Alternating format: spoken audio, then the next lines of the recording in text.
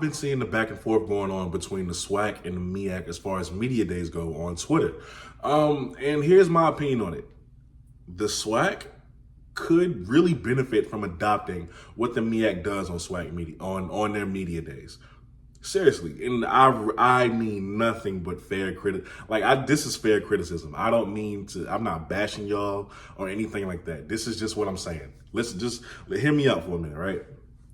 For the past 2 years, the media days that I've seen from the Meac, it's vibrant, it's colorful, it's interesting, it's eye-popping, and that kind of stuff leads to social media engagement. It leads to more views. It leads to more interest for these guys, right? And what do I mean by that? The video board from this year, we all saw it. It was just chef's kiss, right? It was brilliant. It was vibrant. You just love to look at it. Like, it was fire. It was a fire setup for the Meac. But it wasn't only that. It's the fact that I love how the Meac, the representatives from the schools, they take pictures in their full uniforms, right? They give you that look. And they do TikTok challenges. Last year, it was Kobe Durant, Jawan Carter, and the rest of those guys from the Meac. They were doing TikTok dances, the viral trends at the time on the app, and so when you post stuff like that, it's going to get around and it's going to turn heads. It gets a lot of engagement on social media, especially TikTok itself, and I just thought to myself, imagine if the Swac did that. Because right now the Meac is, they do set the standard when it comes to the media days, right? Imagine if the Swac did that. Imagine if y'all did have those video boards, right? Instead of that boring, burgundy, dingy, wrinkled, it looked wrinkled, the poster that y'all have behind the podium, where Tiffany and Jay sat, and the coaches and the players sat. Imagine if y'all had that instead of that boring old poster. Just something eye-popping for the people to watch, and just retain their attention, because if we being honest, that's really a part of the game. Imagine if you had that. How many people watch this video?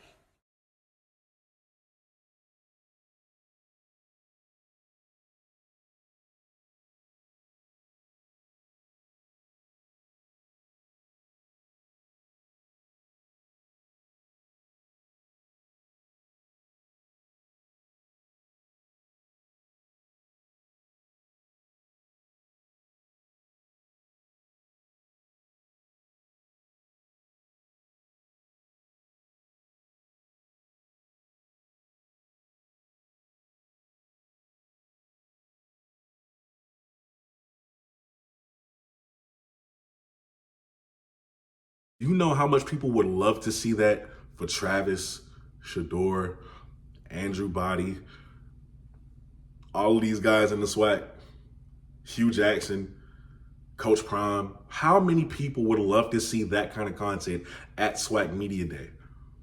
The TikTok videos. And a lot of y'all who are older are going to look at this and be like, we don't need no TikTok videos. We don't need no video board. You don't. But here's the thing, right?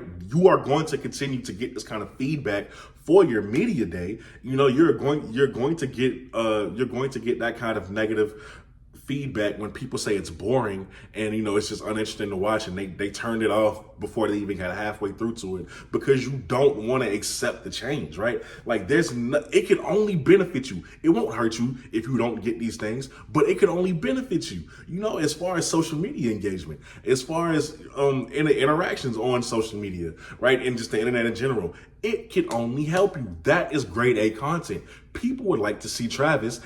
People who haven't seen him in the uniform, outside the spring game, they would love to see him inside of it more, doing more TikTok dances. That boy loves TikTok. Shador, the stars of your conference, the big names in your conference, the momentum that you have as a conference, it would only help you more to adopt those things that the Meac had. That's all I'm saying.